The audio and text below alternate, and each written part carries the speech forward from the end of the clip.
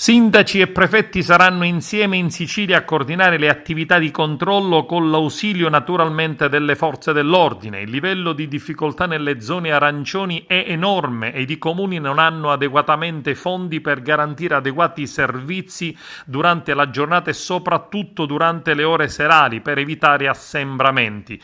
Gli amministratori, dichiara il segretario generale siciliano dell'Associazione Nazionale dei Comuni dell'ANCI Mario Emanuele Alvano, devono fare conti con organici dei vigili urbani ridotto all'osso e pochissimi fondi.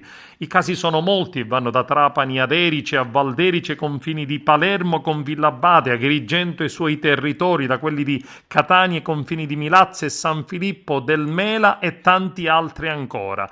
Il governo regionale sta sbloccando un fondo per sostenere gli enti locali e far fronte alle numerose problematiche. Manca un solo passaggio tecnico, assicura l'assessore all'economia nonché vicepresidente Gaetano Armao, ma poi i comuni avranno tanti soldi come non ne hanno mai visti prima. Potranno servire ad esempio per finanziare gli straordinari, per la lotta agli abusivi, per vigilare sul rispetto delle prescrizioni per le zone arancioni, evitare assembramenti nelle zone della movida e davanti alle scuole vigilare sull'uso delle mascherine.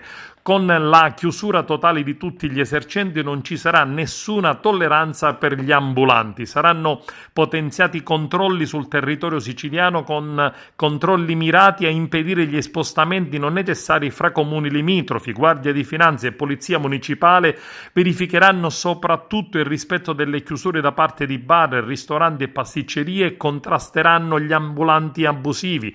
La maggior parte dei controlli avverrà nelle ore in cui non circolano i pendolari. Le verifiche saranno capillari soprattutto la sera in tutto il territorio siciliano e nelle città capoluogo.